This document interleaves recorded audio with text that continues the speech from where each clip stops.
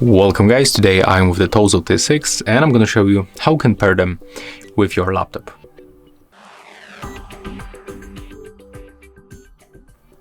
First of all, take them out of the case.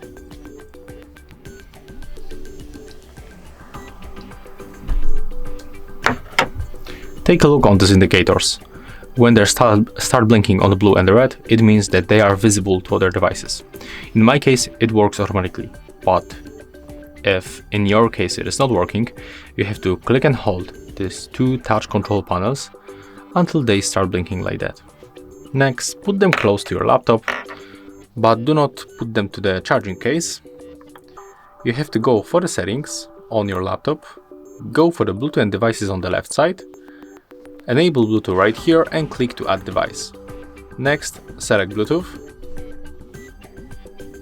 Wait until they pops on the list. As you can see right now they are here, so select them, click to connect, and as you can see right now we are connected. So that's all for this video. If you find it helpful, remember to leave a like, comment and subscribe.